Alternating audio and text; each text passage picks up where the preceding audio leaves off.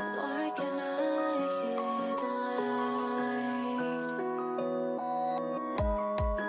It's okay, we've been here before. Carry on the light, they won't know it hurts more.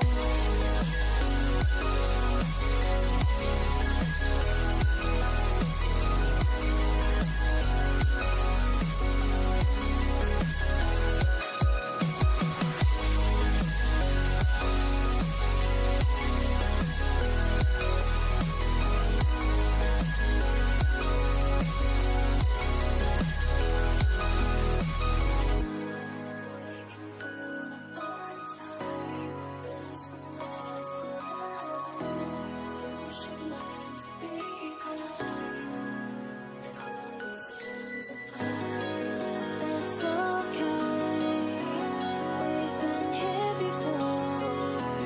Carry on the light, they won't know it hurts more.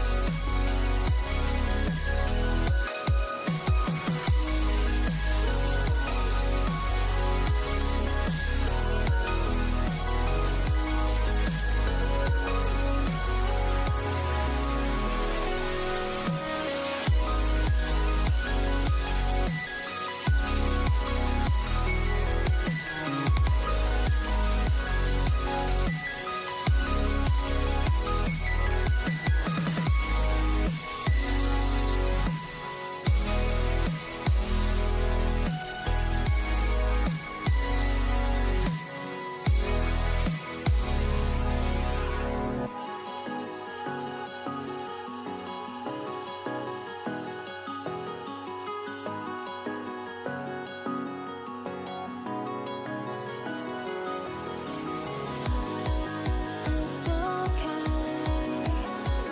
been here before. Carry on the light, they won't know it hurts more.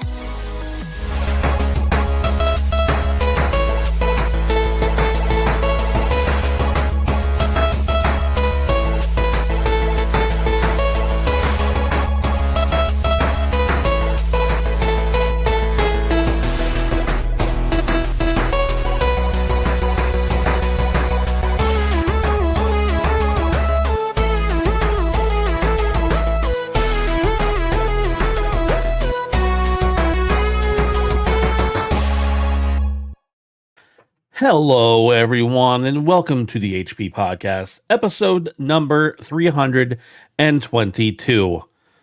This show is going to be mostly about the Nintendo Switch, most likely, and starting us off with a $5 super chat is Hulk Hogan that says, Nintendo Switchamania is running wild in the streets of Tokyo and Nagasaki, dude. And Handsome Phantomania is running wild on YouTube, Jack. Thank you, Hulk Hogan, Legend. and your handler. We appreciate the $5 super chat. But with me here today, we don't normally start the show off like that, but I kind of like starting the show off with saying, hey, we got money. So let's keep that up. Let's keep up that energy. With me here today are the beautiful boys. Dave, hello. Hi, Ben. How are you? I'm great. When I said are the beautiful boys, Dave, it sounded like I was saying you were two people, but I'm not. I was also talking about Brandon, who we'll get to, but he's later. Yep. You doing all right? Yeah. There are thunderstorms, but it's also snowing. I don't know if that's going on where you guys are. It's kind of. I weird haven't day. seen outside in 3 days, so I don't know. So have you heard any rumbling that wasn't a train? I did hear thunder earlier today. Yes. Wild. It's wild.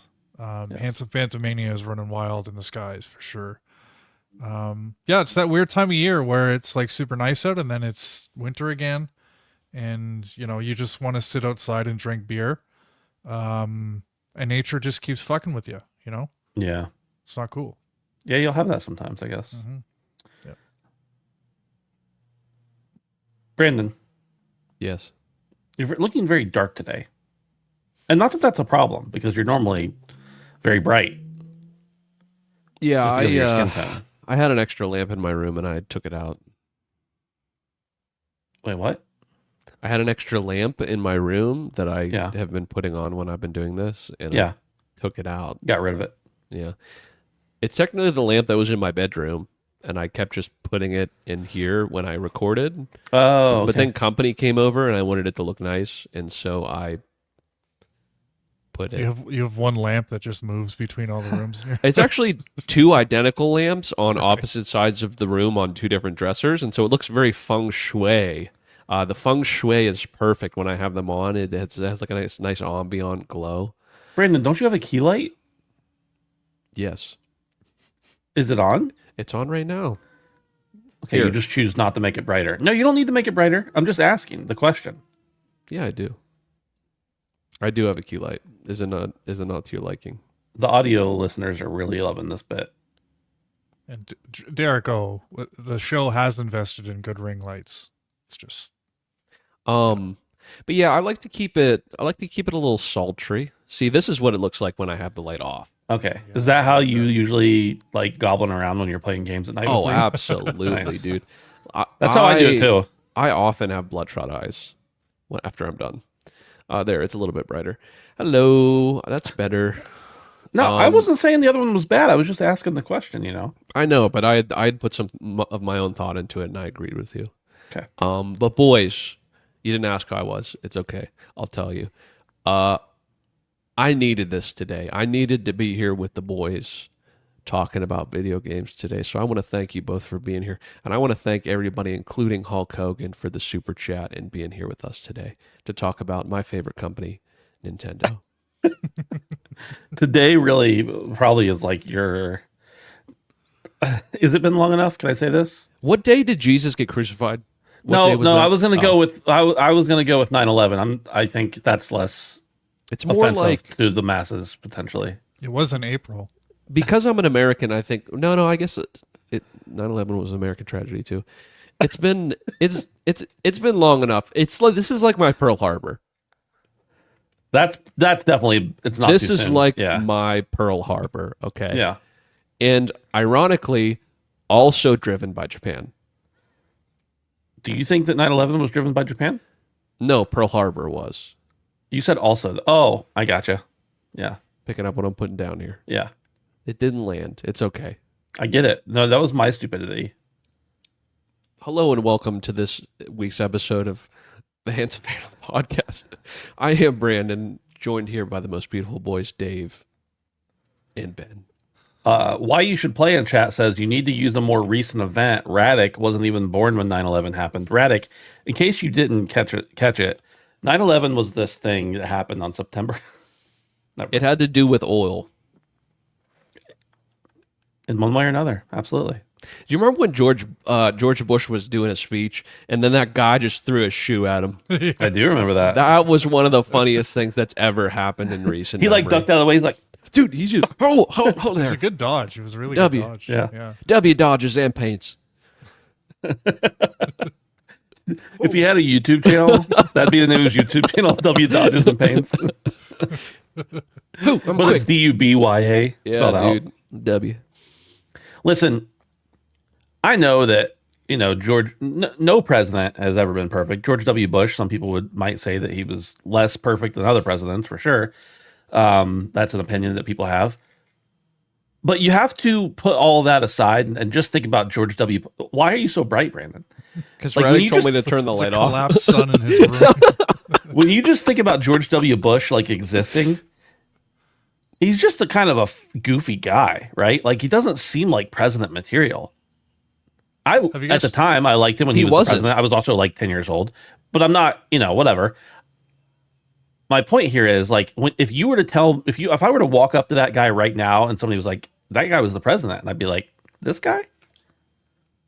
I mean, Joe Biden was our president, but There's a lot of people who I would say that about. In fairness, yeah, you're right. That's true. anyway, also we all know it was Dick Cheney running the government, so let's just Well, not even, have you guys let's not seen even joke the about that. movie I'm not convinced Vice? Dick Cheney did anything either. Yeah, He yeah. shot that guy. I know that. So like Sam Rockwell's portrayal of George W. Bush in that movie, I know it was satirical, but I also hope it was really satirical, because if he was actually like the guy that he was in that movie, it's scary to think that guy was running the country. Yeah, You should see what the CIA goofy. does. Yeah. yeah. Yeah. Yeah. Or not. No, I think that's like we're always like we want more, visibility. We don't want things to be hidden from the American public. And I think that is the right thing. But then anytime something gets revealed that the government was like trying to hide, we're like, holy shit. I wish I hadn't known that. I'm Dude. not going to comment on this situation any further because I need to cross the border in about a month. And yeah, Listen, you guys I, talk. I'm staying safely here. The guy in the front of the car shot JFK in the head. He did it. It was not Lee Harvey Oswald. Listen, when I was in 5th grade, I read every book that the library had about the JFK assassination. And I don't think it was the guy in front of the car, but I don't think it was Lee Harvey Oswald. And I would know because in 5th grade, I read all the books. So It was the CIA Operation Paperclip, MK Ultra. Dave, look up MK Ultra after you've I'm not crossed back. searching any of this. Look up MK Ultra. No. The CIA mind plot to break Apparently the I human need a brain with burner LSD. phone. Yeah. No. while we're on the subject, what do you guys think about the moon landing? Honestly, I'm not going to say it didn't happen, but I'm not going to say it happened. I'm somewhere in between. I think that's fair. Why haven't we been back? A healthy, well, we were back a couple times, supposedly, but not since the 70s, We just send like drones up there now. Wouldn't it be so don't easy to need go to go back now back. at this point if we were literally practically using goddamn fucking dial-up internet back then? How did We weren't using dial. There was no internet. before we were using practically rotary phones? They still had switchboards back then. So yeah. you're telling me it wasn't some sort of American conspiracy to bankrupt the Russians? That's what you're telling me. Radek I'm is not so telling you confused right now. He is so confused. Yeah. Here's what I'm going to say about conspiracies as a whole. They're so interesting. I don't know that there's like a single conspiracy that I'm like, yeah, I believe that. But almost every conspiracy theory that's out there, I'm like, yeah, I can see it. Yeah. Like I'm not real sure about any of them, but I'm like moderately interested in most of them. The Yeah. only one that I'm not interested in is the flat Earth thing. Dude, that one's I don't understand hilarious, how- though. that It's one's just so funny.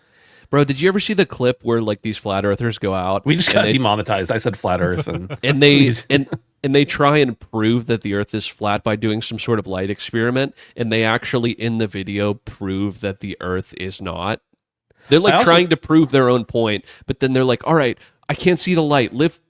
Lower it a little bit, which would mean that it is going down because the earth is actually round. Yeah. To an extent. it's pretty round.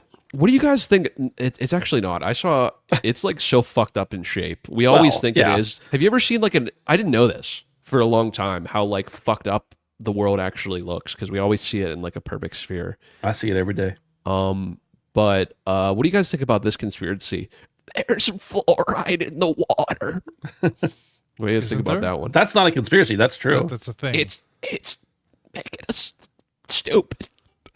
That's my that the fluoride is killing us, or the fluoride in the McDonald's is giving us cancer. He just wants to do the parody, which he's not very good at. But Okay. I respect it. I I respect would the love. attempt. I would like you to try better. No, This is the so off reason- rails. We have the so much to reason- talk about. Get The back reason on I'm track, not boys. trying is because I know I couldn't do it. I have the sense not to try. I Well, sound bad Ben's enough just- on my Ben's own just voice. not an impressions guy, I don't think. Hey, Dave. Who was I? Who was I trying to be? I don't know. It's someone who was dying, I think. Well, you're close. I mean, We all are, Dave.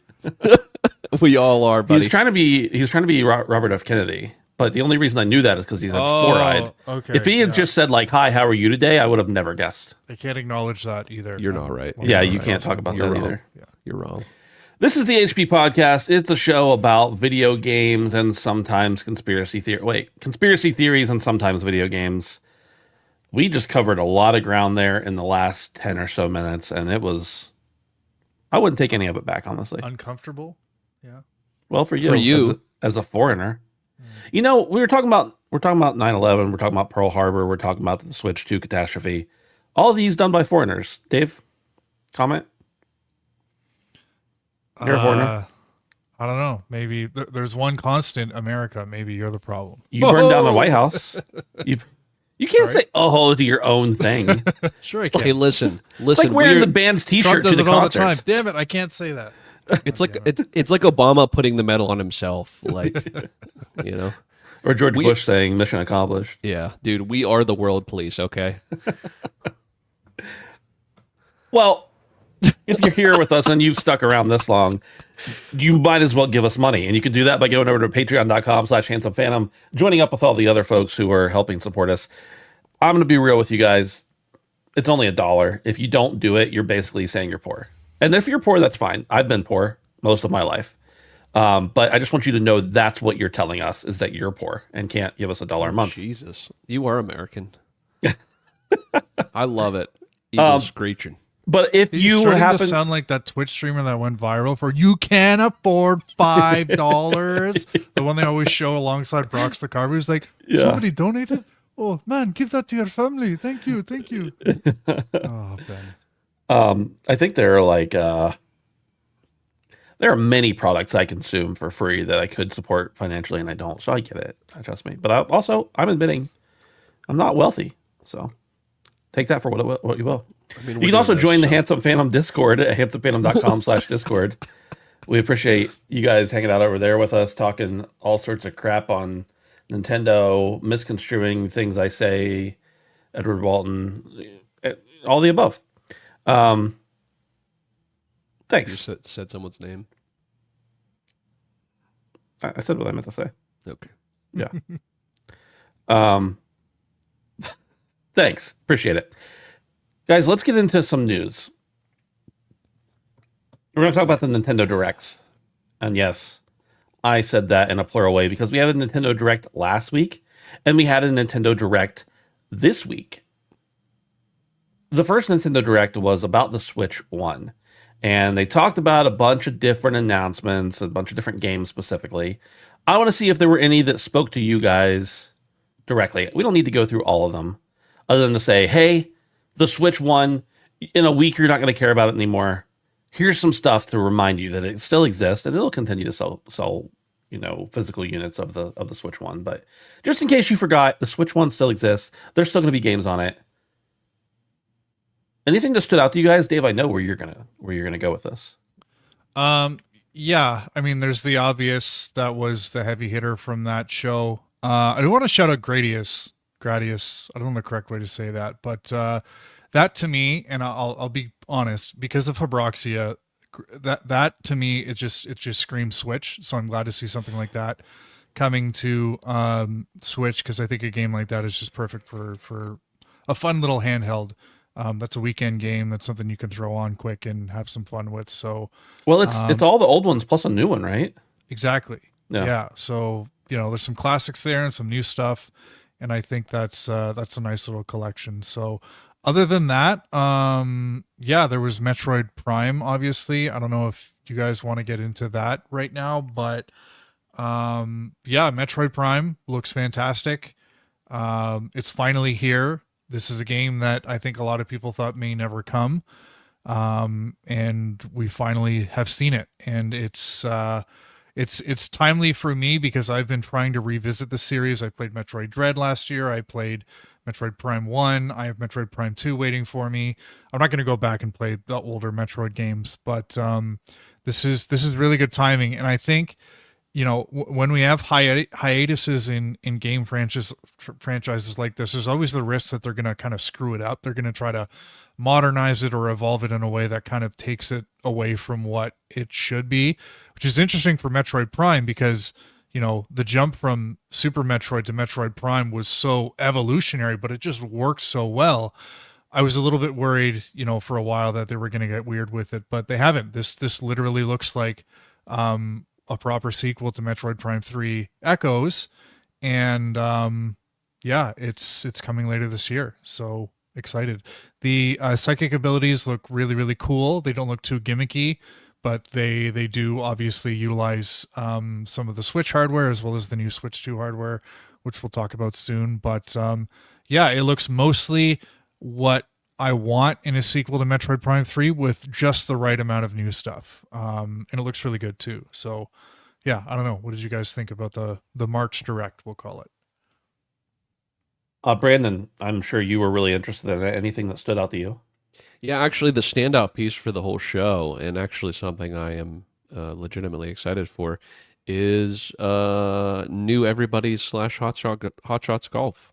Very, very excited for this. Yes. I was a little concerned that it was going to be a Switch thing, but I believe I have seen afterwards that it will be coming to other things. So I am very, very, very excited. Everybody's Golf was one of my favorite PlayStation 4 games. I played it for many, many, many hours, and I've always been a fan of the series. I knew it would come back at some point. Do you know if Clap Hands is doing that? No. They're not. Okay. I'm assuming it's going to be, the same mark of quality, but I really enjoyed what Clap Hands did with that, and I was sad to see it go. They had to take down the servers, I'm sure, because of maintenance, or not maintenance, I guess, like upkeeping. Yep. I'm sure just cost more than could be justified, but I'm glad to see it's back. If I had to guess, sorry, I didn't mean to cut you off. No, go ahead. If I had to guess in the last days of before, like, let's say prior to them announcing they were shutting down the servers for that game, you and me and Dustin were probably the only ones still playing it. So I'm sure the cost was not justified at that point. Possibly, yeah, very, very possible. We were a large amount of the audience. No. But obviously enough to bring it back. So I'm very pleased to see this. And to be honest with you, that's about it that I cared about in this showcase, really. I mean, the Pokemon stuff looked cool. We'll get into the Switch 2 stuff. And I think that's the only reason I'm even passingly interested in this Pokemon game is because of the Switch 2 news and the things that they've said about that.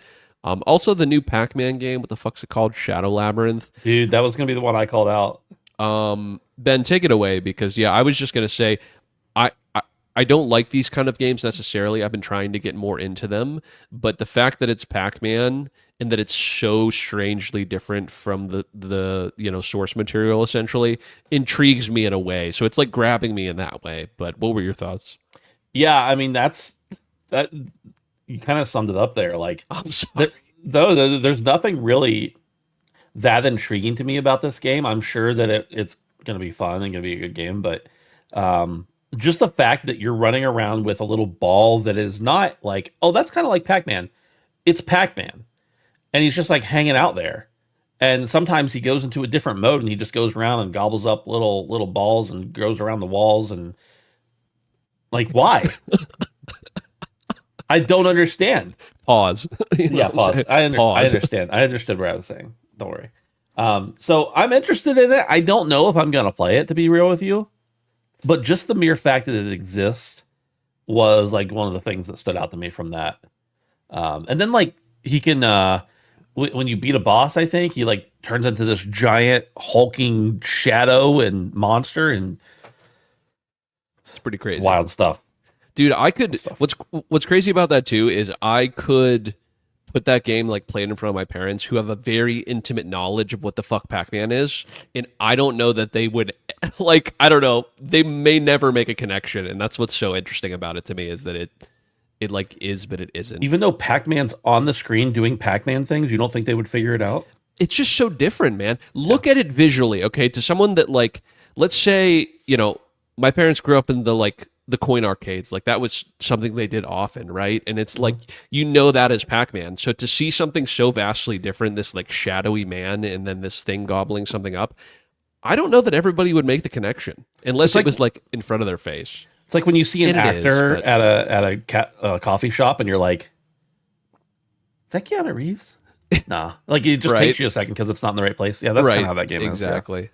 It's context. It's context. is. Brandon, were you? Yeah, I think you were with us. Oh, you don't know Succession though.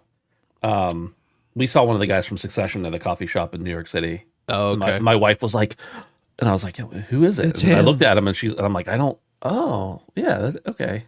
It's Anyway. him. Off on a tangent. All right, that's enough of this old crap. We don't care about the Switch 1 anymore. It's time to talk about the Switch 2. Unless there was anything else that you guys wanted to talk about from last week's presentation. Okay. This comes from GameSpot and it says the Switch 2 Nintendo Direct April 2025. All the biggest announcements. So let's just go down through what they have here. And I want to talk about the Switch, any features or anything that we're interested in, some of the details. Let's talk about the games, and let's save the whole conversation about pricing for its own conversation afterwards, because I think we'll all have a lot to say about that. But But let's just talk about the console and the games for now. And when I say save it, I mean like directly after this conversation. We got a look at Mario Kart World, which is coming out with the Switch 2. We knew a new Mario Kart was coming, but we didn't know exactly what it was going to be. That was revealed. We were told about the C button on the Switch 2, which is going to activate game chat and other social features, apparently. There is going to be a Nintendo Switch 2 camera, which will plug into a USB port on the top of the Switch. So essentially a webcam. Thank you, Nintendo. We all needed that. The Nintendo Switch 2 is going to be 1080p, LCD, will support up to 120 FPS, and it will offer HDR as well. It will also support 4K, as far as I'm understanding. I think I saw a thing earlier, but not at 120. That's more hardware, I would imagine, that's more a software limitation than a hardware limitation. The Joy-Cons will be able to act like mice. We saw one game demonstration today that showed how that works. Very gimmicky. It's the new gimmick for the console, I think. We'll talk about that as well.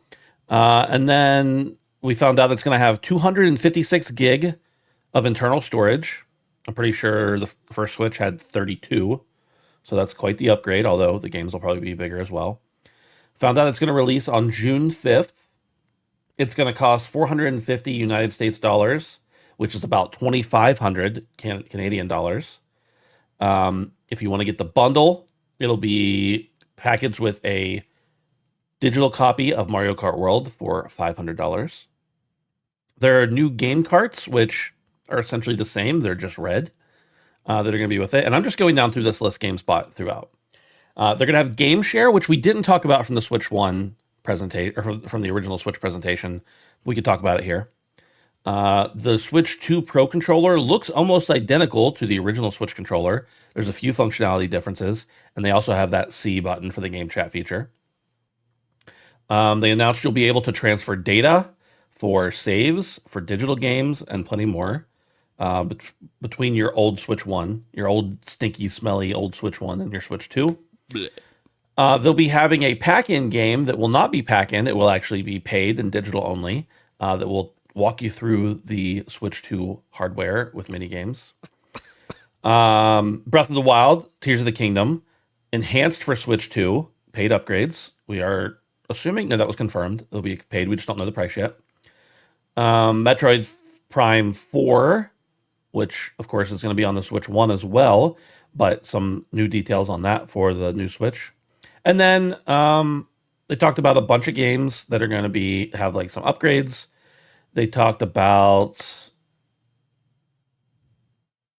I can't remember what else. Some other games as well. We've got a lot to talk about there. Let's go ahead and dive into it. Dave, you are the one who hates the Switch the least of the three of us, or Nintendo. Not to say I hate them at all, but Brandon definitely does. So let's start with you. Just overall thoughts on the show. Yeah, I'm sorry. I didn't really present that well. Overall thoughts on the show, anything specific, but not encompassing price yet. It was a weird show for me. I think I had some ups and some downs, and I think overall it was a miss for me. I kind of thought that, Mario Kart is great. It's a great series. I'd love to. It's a game, if you put in front of me, I'd have a great time with it. But it's never one that I've rushed to buy on any Nintendo hardware I've had.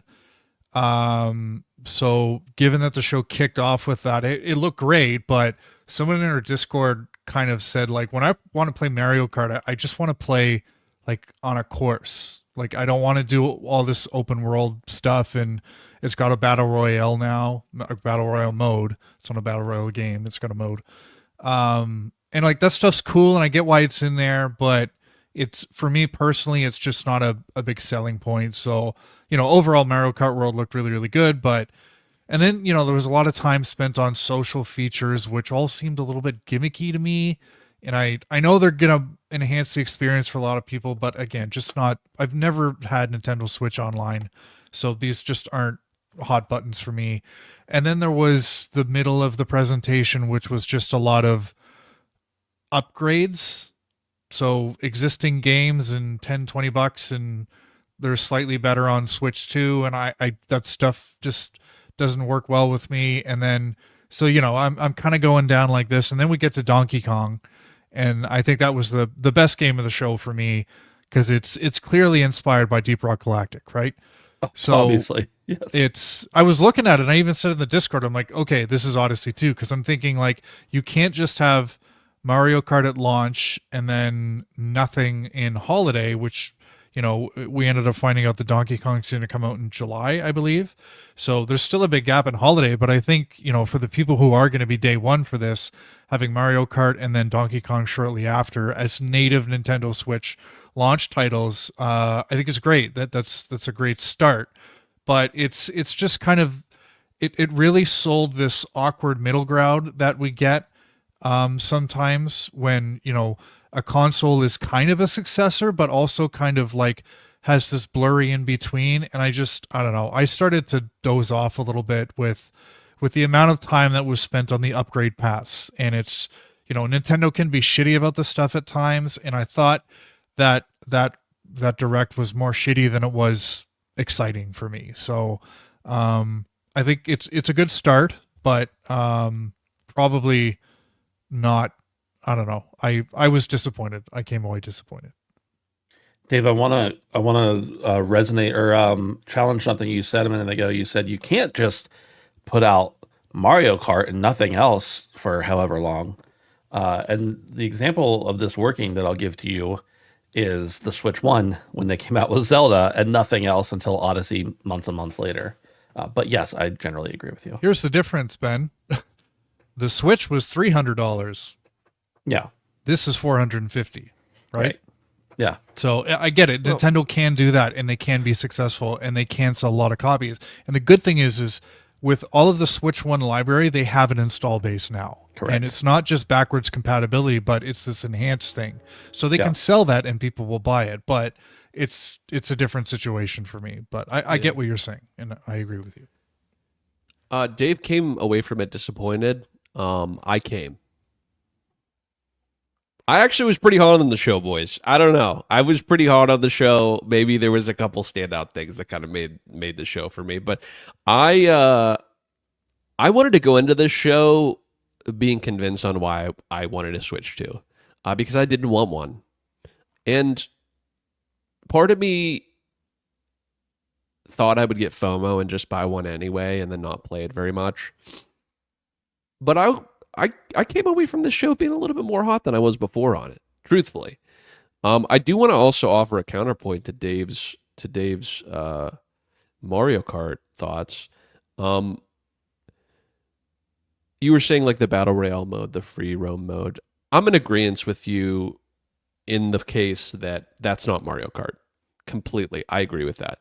But what I do appreciate about Nintendo is, like Ben said, they could have very, very, very easily put the worlds in, repackaged it, and sold it for the price it's going to be sold for, and everyone would have bought it.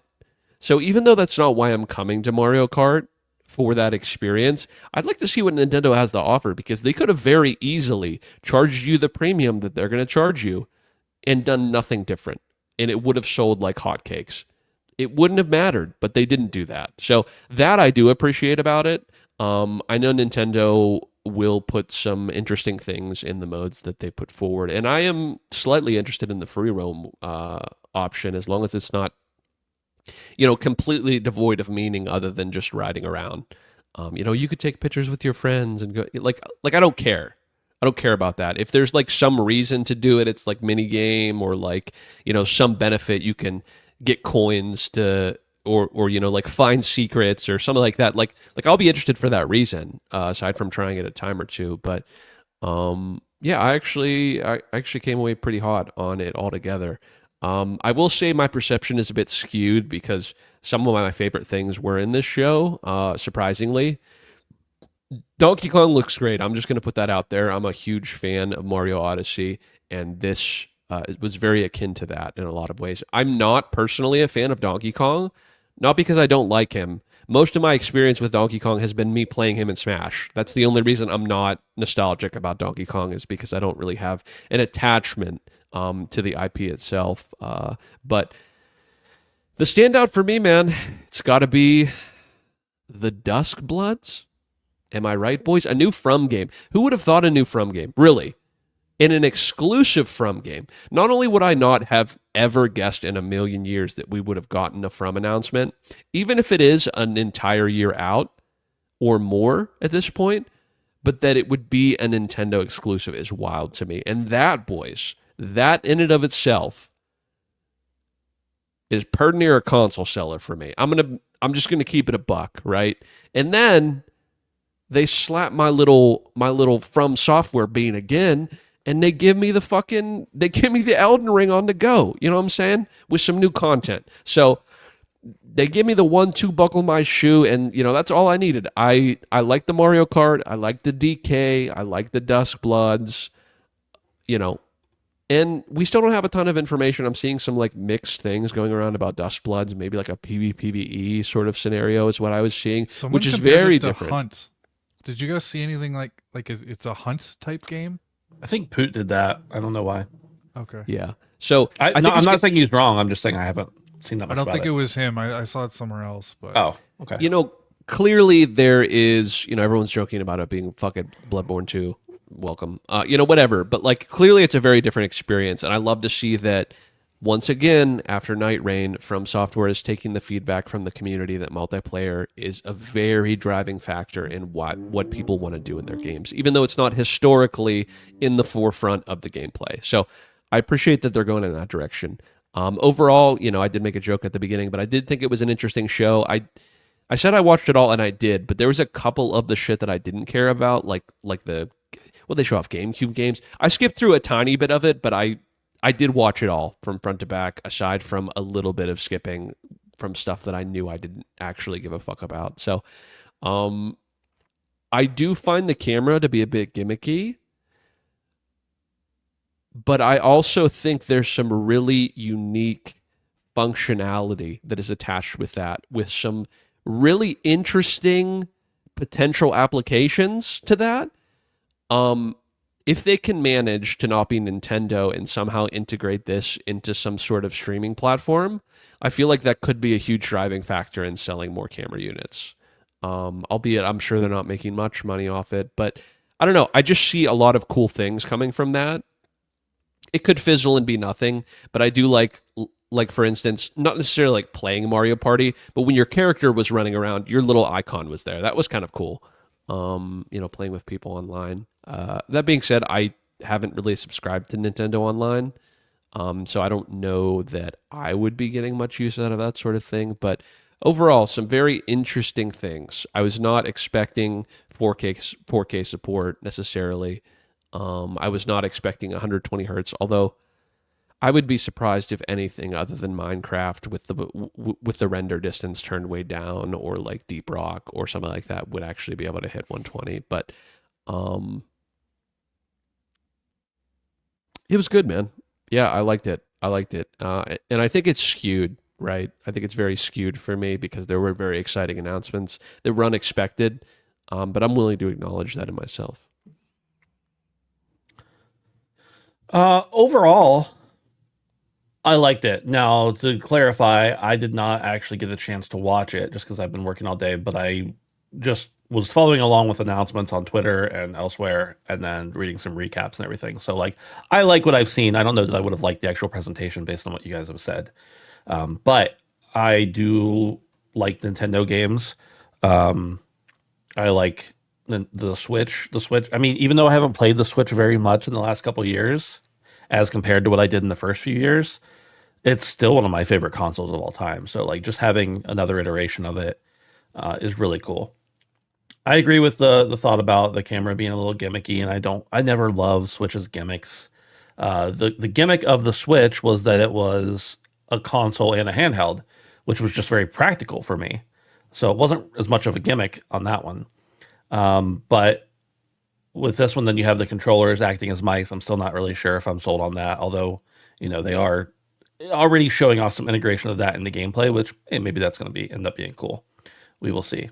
Other than that, you guys echoed a lot of my thoughts. I think that a lot of stuff we saw is good. I think that the hardware is for the price point it's at, for the time in our, I don't know, economy that we're in, and where we're at as far as other console prices and everything. Like, I think it could have been a little cheaper for me to be more hyped, but it's not out of line with what I was expecting. So I guess that I'll go with that. I would have liked to see it have a little, more under the hood, so to speak. But I also know that would have come with more of an increased price. So, you're taking the trade-offs where you need to. I'm happy that I do not have to buy a new Pro controller, because I will never need that C button, most likely, the way I play Switch games.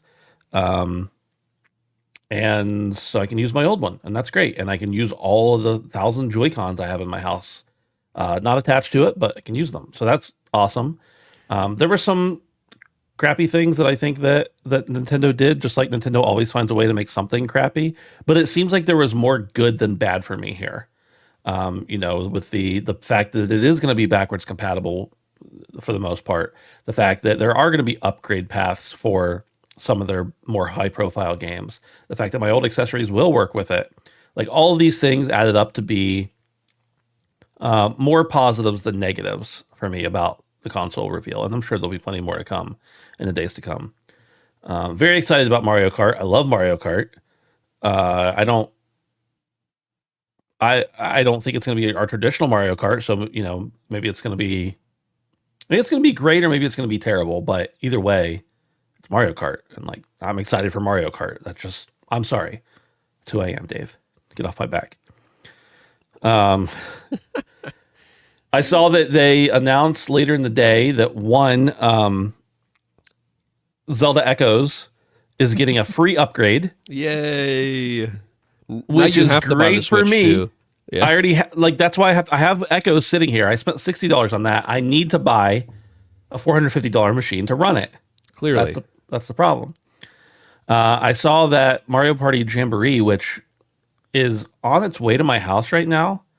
I ordered it earlier this week to play with the family, because we play Mario Party and Mario Kart all the time for the N64 still. And so I was like, let's just get. My wife was like, I've been playing these games for 30 years. Can we get the new one? And I was like, oh yeah, we can do that. Sure. I got it for $40, so it was a steal. But they're also going to be offering an upgrade pack, which, hey, even if it's $20, I'm still getting it for $60 total. So I'm cool with that. Especially for games that I play with my whole family and I play them frequently.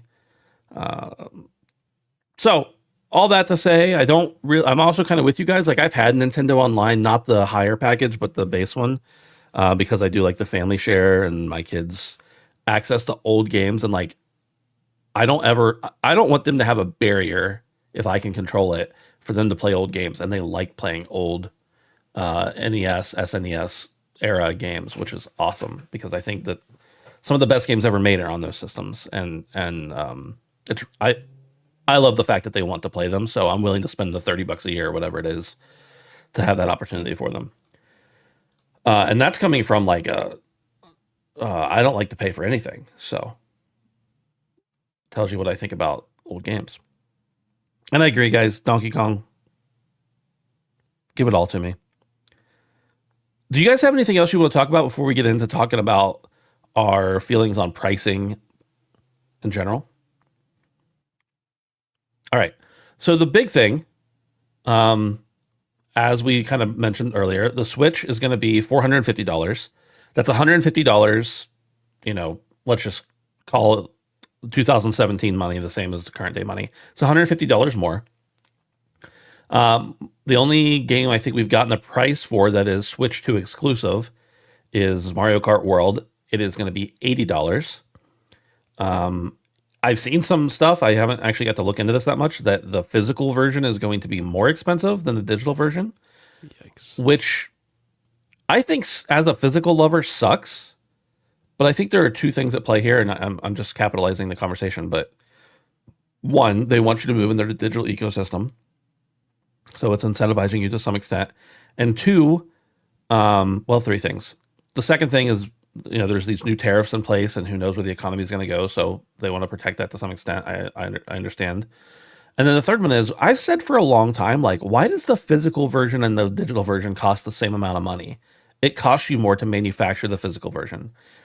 And I wasn't hoping that they would make the physical version cost more. I was just hoping they'd make the digital version cost less, but we got what we got. I'm sorry. Yikes. I'm going to take this one as my own personal fault. But Donkey Kong, which is also going to be on the Switch, as far as I understand it, is priced at $70. I assume because it's cross-platform. And then I'm sure we're going to have other games priced all over the place, especially third-party games and whatnot. But Brandon, talk to me about the price point of the console, as well as us seeing this brand new Switch 2 game priced $20 higher than the last generation we saw on Switch. Right. I honestly thought it was going to come in right around 400 is what I thought. And it is. It is right around 400. And I wish, like you said earlier, that we got a little bit more of an under the hood, so to speak, presentation here. It was a little bit of that, but not very much. So I find it to be a bit of a hard sell at 450 when you could, for $50 more, buy a significantly, to my assumption, a significantly more powerful machine, albeit not a handheld one, but a significantly more powerful machine with an Xbox Series X or a base PS5. So that I feel like is a hard sell. I feel like the redeeming quality of that is that, obviously you get the trade-off of playing Nintendo's excellent IP. But that seemed a little much for me. Just to the general public. I mean, if money wasn't an option for me, obviously I wouldn't have any feelings about it, but it's definitely not something that I would spend easily, is what I'll say about that. I think I looked it up today. As far as the price of the games go, I think the change from 50 to 60 was like in 2005 or something like that. Yeah. So we've had the same price games for 20 years. Right. Only recently with the newest generation have we seen the increase to 70 in some games, a lot of first party things or like bigger budget things. So it's way past due. I'm not very happy about it. I just did some very quick math with somebody at work. Something literally, it was the quickest math I could possibly do, but something like inflation is 55% higher than it was in 2005. And if I calculated $60 and 55% of it and added it on top of $60, it was like $83, which is about where the price point should be. I'm not really giving it a pass because I'm not happy about it as someone who likes to purchase physical over digital, especially the $10 bump just kind of stings a little bit. Paying almost $100 for a single piece of physical media really pains me. But I guess it was something that I knew would happen at some point. I will make a prediction here, and it's not a very profound prediction, and it's something that I've seen a lot on the internet today, is that this is kind of the tipping point. We're going to see in the next year that a lot of new games are going to be coming out at a higher price point of $80 from this point forward. So it's a new norm. I'd say get used to it, and that's just my prediction, but I don't know. It doesn't feel good that it's $450, especially with how close that is to the price of the parallel market, because I don't even, necessarily think the Switch kind of performs on its own as far as I'm concerned, to the parallel market of the Xbox and the Sony PlayStation. So that's kind of where I'm at with it. $80 sucks, but you want to play Mario Kart, and you want to play DK, you got to pay $80. So that just is what it is, man. It's a long time coming. Hey, DK's only 70. Get it straight. I don't get that. I think it's because it's cross-gen. I think. I don't know what I think. Dave, over to you. We need to fact check that Donkey Kong cross-gen thing. Because I I thought it was exclusive. I just double checked, and I can't see anything saying that it is on Oh, Switch One, okay. so if we can I'm check going that. off what I saw on either Twitter or Discord or something briefly. So you may be correct in that. Yeah. Well, I'm babbling away if somebody wants to check that. But as far as the games go, I'm okay with this. I've always held the utility argument, the dollar per hour for video games has always been really, really good. And you know, as you both alluded to, a jump in price has been a long time coming. And whether it's $80 or $100, the amount of time that I generally get out of a full price video game is still really, really good, really good value. So I'm okay with it. And you know, the comparison that's always thrown out there is a movie ticket. If you compare what you're paying for a movie ticket for hour and a half, 2 hour movie compared to a video game that you could easily put over 100 hours into, depending on the game, it's good utility. And to me, that's kind of where I stop with that. Another little thing, I like that the cartridges are red. It's a small little touch, but I do like that they did make that change where all the Switch 2 cartridges are going to be red. Nintendo red, it's an iconic color. So yeah. On the flip side, the console in Canada is going to be $630 for the non-bundled console. The Nintendo Switch for me is a secondary console. It's not a main console. It's something that I play about half as much as I do my PlayStation, which is what I would consider my main console. And paying a premium price for that is a non-starter for me. I might get a Switch 2 someday, but the thing is the big seller for me in the short term is Metroid Prime, as I've said. And I'm not falling for the trick that if I want to get the best experience, I need to pay $650 to play it. Because that is a game that is made for the Switch 1 and slightly up-res for the Switch 2. And mouse controls, it's not enough. So I'm sorry, but paying a premium price for what is a secondary console for me is just, it's not going to happen. It's coming at a bad time too. It's like an expensive time of the year, but just generally speaking, I was really taken aback by the price. The Switch, to me, one of the key selling points to most Nintendo consoles was affordability, and they crossed the line with this, I think. So, yeah, and that's, you know, when I started by saying I was pretty disappointed, like without the price, I'm like, okay, this is a good start. This is a good launch, but the price for me is just, I don't know, they missed there. And I think I don't know if it's a direct currency swap. Like I feel like there's something more in there because it's $450 in the States. So I would normally estimate that to be just over $500 Canadian, but for some reason it's so much more than just the exchange rate. So again, I don't know if, go ahead. According to Google, I just looked up the conversion rate. 650 Canadian dollars is 457 United States dollars. Okay. And then it compares minimum wage, and Canadian minimum wage is 17. The exchange rates are at an all-time low right now. So, Yeah. not Canadian, all time, but Canadian minimum wages are almost 2.5 times what US are. So yeah. So you're paying the same and making more, Dave. What's your problem? Well, You broke? we're paying more for living, but it's just too expensive. It's not what I want to pay. That's a premium price, and Nintendo Switch 2 is not a premium console to me. Yeah, I mean it is a premium console, but it's not a primary. Sure, I understand what you mean. Yeah. I think that's what I paid for my PS5 digital. So sorry. It's too much. But what about this, David? The Joy-Cons can be mice. I did say someone suggest that you could play Metroid Prime like a first-person shooter. Oh. Like you could literally, I haven't seen it tested, but somebody suggested that. So that's cool. It's not $650 cool, but yeah. Yeah. And I mean, I'm running a risk there because Metroid Prime 4 could run like Echoes of Wisdom on Switch. So it could very well be made for Switch 1, but so was Echoes of Wisdom. So I'm running a risk there, but for to save $650, I'm willing to take that risk. I played Twilight Princess on the GameCube. There was a couple other games that I played on last gen, and every time I've done it on last gen, I'm like, I'm so glad I did not fall for you got to play it on the new gen because it's, I don't know. Anyways, I know a lot of people who played Breath of the Wild. I don't mean to poo-poo on this stuff, but it's just, I don't know. I was really, really surprised by the price. No, I get it. I mean, that's exactly a lot of people were like, "Really, you're not getting the PS5 Pro?" And I was like, "No." Like I barely play my. That's a different story. I barely play my PS5. It's a secondary console essentially for me, with PC being my first. But I wasn't interested in paying that price for something I wasn't going to play as much as something else. Yeah, cool.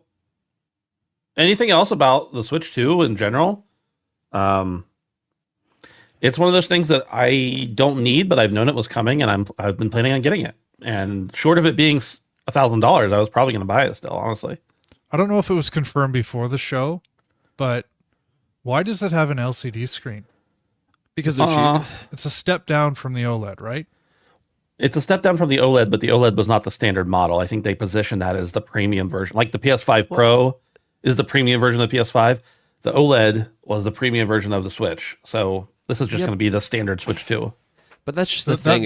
Hold on. That would be like saying the PS5 is a step down from the PS4 Pro. Yeah, That is exactly what you just said, and Yeah. that's the logic here. Is Yeah. why? I don't know. Yeah. The screen is weird. Well, I think the difference is the PS4 Pro didn't have a screen, Dave. Obviously. Okay. I don't know. I don't know why not LED. Honestly, I mean, I feel like that's like a complete standard at this point. So, to Dave's point here, why LCD? OLED, whatever. OLED is a treat, right? It's very expensive, even when LED TVs are cheaper than I've ever seen them in my life, and I remember when they were insanely expensive. Why not at least LED? I don't get the logic behind that aside from just cost saving. I think they probably knew it was already going to be an expensive product, and maybe they were cutting a corner there. 1080p. Oh, also, I do want to mention one more thing that I forgot about.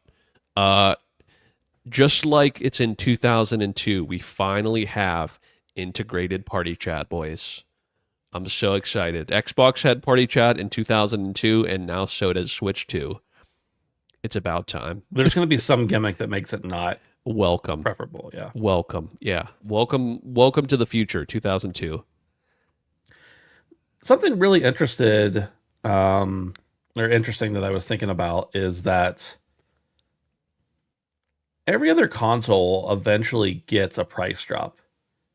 Even older Nintendo consoles have, and the Switch never did. That's because it's still selling. I know, but the Switch never got a permanent price drop. Did like the Wii? Yeah, I think that we GameCube? did. Yeah. It did. I know the GameCube did. I know the Super Nintendo did. I can't remember about 64. I'm sure the Wii did. I think the Wii U did. Their handhelds did too. They started giving away Wii U's, I think, at some point, paying you to take them. Canned good. The 3DS did when they did further iterations. I don't think the original 3DS ever did, but I could be mistaken because I only ever bought one 3DS XL actually. But it seems like all their other consoles have gotten price drops through the years. But the Switch never got a price drop. And you're right, it's because it was still selling, they didn't need to. But I also imagine because the components they were using in that system were not cutting edge, they were already the cheapest they were going to get. Maybe not actually, maybe they went down a couple dollars or something, but generally when there's new hardware, there's some cutting edge technology in it that makes it super expensive upfront to buy. And then as that technology gets cheaper throughout the years and demand wanes, of course, then the console can get cheaper. But the Switch 2 started off at, this stuff's already old and cheap. And I'm hoping that that's not the case with the Switch 2. I'm not saying that for sake of a future price drop. I'm saying that for I hope it's got some stuff that's not already the bottom price it's ever going to be. Yeah, that hardware has room to depreciate. Whereas I think with the Right. Switch 1 pricing strategy was start cheap and use slightly older stuff. But it bit them in the ass in the end. Like look at the way we talk about Echoes of Wisdom, which isn't a demanding game. Even Tears of the Kingdom, like when your flagship titles struggle and it's not even at the end of your cycle, then I think that risk kind of bit them in the ass a little bit, and that's why they've kind of leaned a little. It seems like they've leaned a little bit more on the technical cutting edge side. This isn't cutting edge, and that probably plays into the price. But that counters what I'm saying a bit. Is there appears to be room for a price drop. Right. I do wonder if it actually did hurt them in the end that they went the cheaper route, because it doesn't seem like they ever slowed down really. Like it would be insane if it were still selling as much as it did in year 4 or something like that. It doesn't seem like the console ever, like people stopped buying it because it was not great until maybe like right now when the Switch 2 rumors and actual confirmations came out. But now we're just speculating. Guys, we've been here an hour, and that's totally fine. We usually we aim for an hour. We usually hit an hour 20. We have not talked about 3 news stories that we have. We've only talked about Nintendo and conspiracy theories. And then we've also got to talk about what we've been playing. Do you guys have any time restrictions, or do you want to skip anything and save stuff for next week, or how are you feeling right now? I think we should skip to what we're playing because I feel like we got a lot to talk about. Yeah, Okay. it can just be a Nintendo show. That's fine. The other Cool. stories are I fine, never but not, thought like, that man would groundbreaking. say those words ever. I know. We flipped. He's the shill now. He's the changed shill. man. Never Yeah. say that about me. It's funny. One of the news stories we were going to talk about was Ubisoft, and I was going to be very nice to them. So it's too Well, bad we that's- didn't squeeze that Maybe we in. should, Ben. I vote we talk about it Let's talk about what we've been because I'm playing. going to naysay it. What have we been playing? Dave, we'll start off with you because Brandon and I have some similarities here that we can share. Sure. So one of my resolutions this year was to play and complete 3 like true indie games, and I knocked off one of those this week because I played a game called Spilled. This is a game that came out just last week. It's from a single developer. Her name is, I don't know how to say, it's Lente Lente. I don't. Yeah.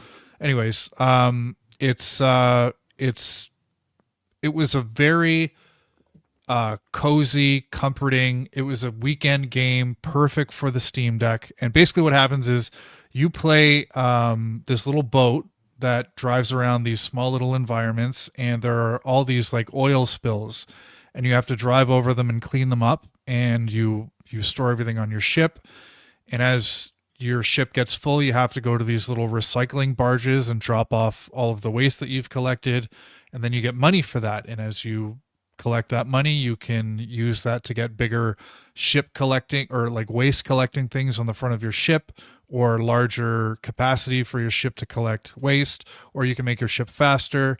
And then as you progress, you start to collect other kind of waste. Like there's like a bunch of bottles that you have to push into the recycling barge, and it very much scratched an itch similar to Power Wash Simulator, where like you don't necessarily need to clean the entire like pond or environment that you're in, but you want to. You got to get every little inch of like waste. And it's kind of cool because when you get into a new environment, the water is very murky and it's brown, but as you clean, it gradually starts to brighten up, and you can see like wildlife swimming around and fish, and like the sun starts to come out, and there's this really cool tonal environmental shift that happens.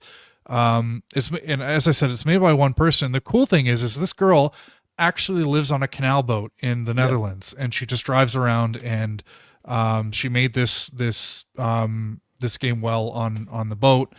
And yeah, it was really, really cool. I was actually in contact with this developer late last year, and it was cool to be able to, talk with her. And then the game came out, and it's actually done really, really well. And it cost me $5. And I finished the game in about an hour and a half. It's literally that small of a game, but part of the reason I finished it in an hour and a half in one day because it was so addicting. Like I just didn't want to put it down. So yeah, really, really cool, relaxing game. It's the type of thing you jump into after playing Doom or something because it's a game you shut off to. And, but yeah, it's really cool to play those things that are made by, small teams or single people who have cool stories like that. And yeah, I had a lot of fun with it. So, that's Spilled on Steam, and it's very, very cheap, and you should all go check it out. And if you do, leave a review, because games on Steam from indie developers really need that. So Yeah, dude. uh, Overwhelmingly positive, dude. I actually saw this game. I did saw this on Twitter, and the lady seemed really cool. So I yeah, didn't realize it when you typed it, but I knew exactly what it was once I looked it up. Yeah, she had a really big launch, and it jumped onto new and popular, which is not easy to do on Steam as an indie. So yeah, I wanted to mention this quickly because one of the rules is my indie games I played had to be not popular or lesser known, and I was afraid this one was going to become popular, so I wanted to get it in there quick. But yeah, I got like all the achievements in like an hour and a half, and but yeah, really fun little game. So yeah, and again, just a PSA: go on Steam, go into the PlayStation Store, dig a little deep, find a game you haven't heard of that's cheap, and support an indie every now and then because they need us, and they're really fun games. Dave, a nice aside, I will say before you move on. Every 10 cents per sale goes to whale and dolphin conservation. Yes. So that's pretty cool. You don't see that often. I don't know that I've come across a game. I haven't looked for it, but that's pretty cool. Yeah, oftentimes it'll be lump sums, or they'll be like contributing to, like, we're helping support this charity, and they'll put a post up about it. But you don't often see them saying we're directly donating this amount per Right. copy sold. That's awesome. Yep. And yeah, the only other thing I've been playing is I jump back into Deep Rock Galactic. I love eating pho. It's the most comforting thing that I eat, whether it's in the summer or the dead of winter. And this is my pho, Deep Rock Galactic. It's so much fun. And every time I jump back into the game, I also jump back into the Reddit, and I posted a link to a Reddit thread from the Deep Rock Galactic subreddit of just how stupid this community is in the best way possible. And yeah, we're getting a new trailer for Deep Rock Galactic Rogue Core at the III Initiative next week, so that is going to be exciting because this is going to be a whole new experience for the Deep Rock Galactic universe. But yeah, love me some Deep Rock. I'll stop there and pass it to you guys. Rock and Stone. Dave, piggybacking off of your, if you see a cheap indie game that looks decent, buy it. And also your Deep Rock Galactic. I don't remember how I found this game, but I know that it is bundled currently. They're separate publishers, separate developers with Deep Rock Galactic. And this game is called A Game About Digging a Hole. And it was bundled with Deep Rock Galactic, which I didn't need because I already own that on Steam and I think every other platform. But it's like $3-ish. I want to say it's like $4 if you don't buy the bundle. If you buy it as part of the bundle, it's $3 or something like that. Whatever the case is. It's a super cheap game. Now, A Game About Digging a Hole is got a really complicated plot. It's a game about digging a hole. I said the name of the game to somebody and they were like, "What? What game is it?" And I'm like, "It's a game about digging a hole." Yeah, what game is it? I just told you.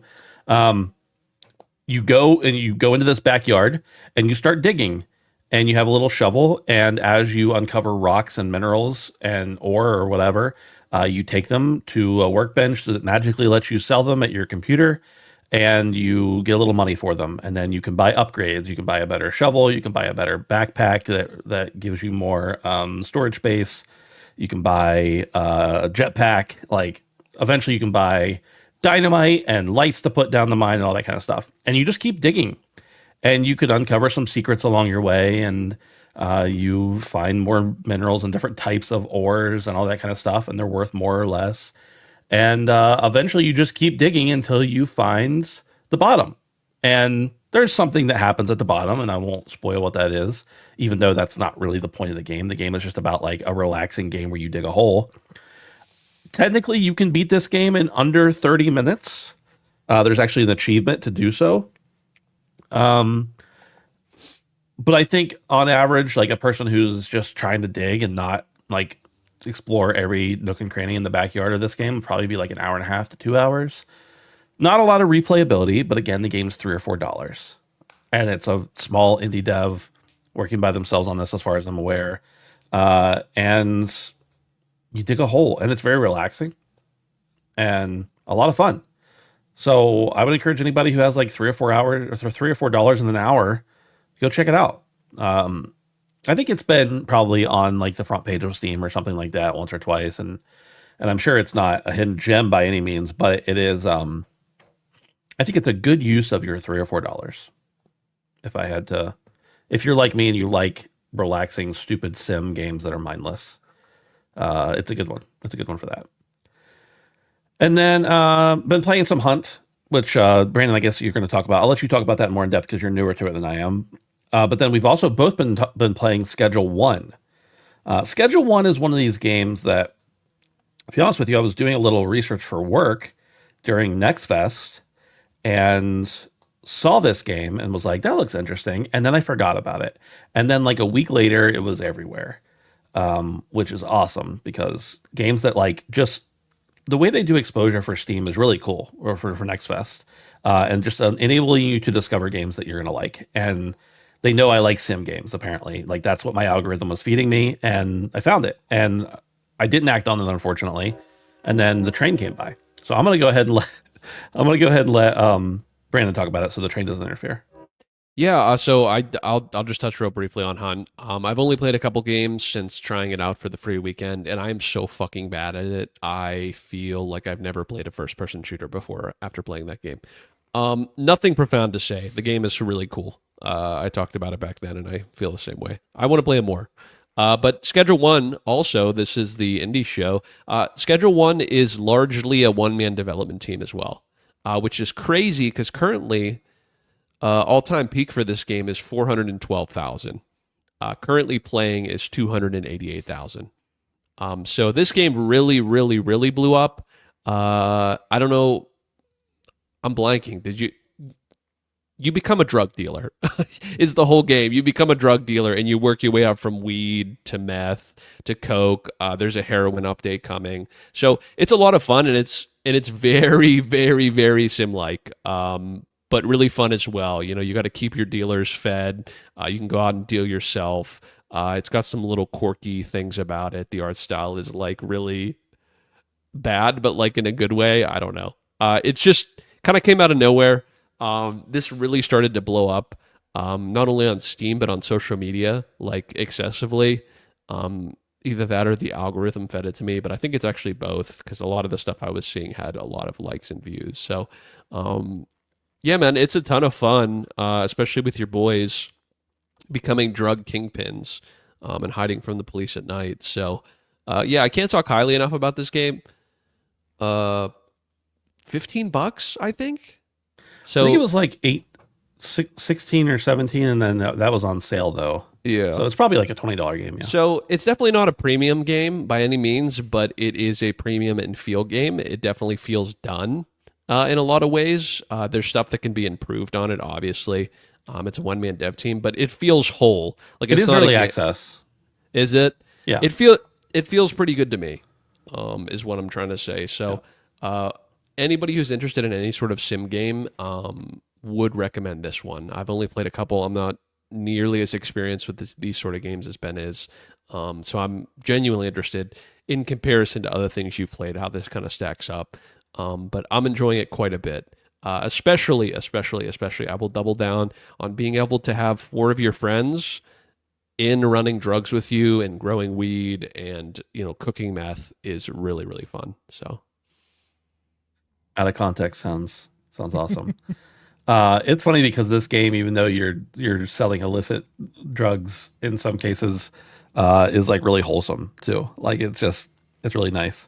As far as how this compares to like other sim games for me, it's a little bit better than a lot of them. I mean, there are some really good sim games out there, but there are a lot of sim games out there that are just like, hey, here's a gas station, you mysteriously got it from your uncle. And then you kind of do the same thing. Like you build up, you service people's cars with gas, you make a little money, then you expand your snack shop. And then once your snack shop gets a little better, you expand your building. And then once your building gets a little bit better, you open up a car wash and a mechanic. And like, that's the same kind of idea. Like you're performing a service in order to make money, in order to perform a different service, in order to make money, in order to then automate it, hopefully down the road.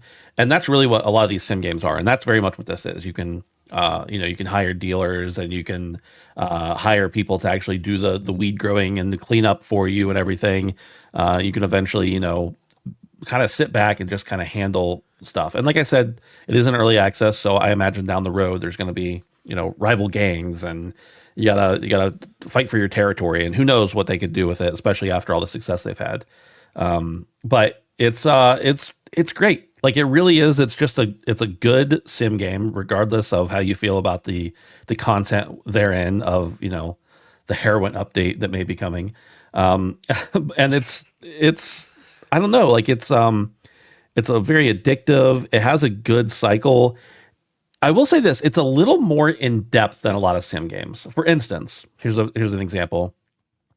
There is a mechanic where, depending on what part of the town you're in, different customers will like their weed. Let's just take that as an example. Their weed to do different things for them. Whether they want it to be tired, they want to go to sleep, they want it to be energetic, they want to whatever. There's a lot of weird things too that I think are more fun to just find out on your own. But there's a lot of stuff they'll do, and you can hire dealers in different parts of the city, and then assign them specific customers. Well, if you give your dealer a bunch of weed that makes people energetic, and the people in that area for some reason want really cheap weed that just makes them fall asleep, then you're going to sell less, and the game's mechanics will actually tell you like these people want this type of thing, and this weed produces these effects and everything. Right. So like it is a little more in depth than a lot of these management games that are out there, and in a good way. It's done better. I think the logic in the game, the way the game's actually written, is better, etc. So that's a cool feature, and then it's just goofy enough to be awesome. Like, well, let's say I'll give a quick instance, right? So the people in the Uptown area, which is a nicer place that we've unlocked, want for some reason weed that's toxic. Yeah. So I started mixing gasoline and Viagra in our weed, and they love it. And they'll pay a premium for it. They will pay out the ass for it. Literally. Toxic. I'm putting gasoline in their marijuana. Yeah. Yeah. They like it. Yeah, it's great. it's really great. Not the gasoline and the weed part, but for them, just the game itself. Yeah. For them, it's fine. Yeah. But I'm having a blast with it, and this is one of those games where like I'm sure there's an endpoint to it built in at some point, whether it's in there now or will be after early access. But I can see as they make updates, a lot of times I don't ever come back to these games after I finish them. But as they add in new features and upgrades, I could see myself, popping back in for a new feature, or a whole new tree of, no pun intended, a whole new tree of, experiences you can have. So. Yeah, dude, I'm seeing all kinds of like maybe future planned updates, like how we kept saying the police are going to come to our house, right? I saw something that was like there's going to be an incorporated heat meter, so like if you do too much weird shit outside of your house or like some sort of mechanic, the police can raid your shit. There's a public Trello board that tracks the projects. I'm sure it's not everything he has listed, but you can go in and see like some of the ideas and stuff that he's put up there. It's pretty cool, man. It's pretty cool. And that's it. I think that's everything we have to talk about. That's the show. Oh, sorry, Phil. Did you want to say anything? Meth and Nintendo. Oh, Phil's not here. Meth and Nintendo? That's the title. Oh, Meth-tendo? Meth-tendo, we're going to get taken down. We'll just leave it at what it is right now, which is Switch 2 Direct. Perfect. Boys, thanks for doing the show with me tonight. Of course. Appreciate it. Yeah, of course. Thanks for everybody else for letting us come in here on a different day than normal. Don't forget you can support us on patreon.com/handsomephantom for as little as $1 a month. And you can join us on Discord at handsomephantom.com/discord for free. No money needed. Boys, anything else before we take off out of here? That's it. All right. Much love. Hulk Hogan. HH, says Hulk Hogan. He started the show and ended it too. Goodbye.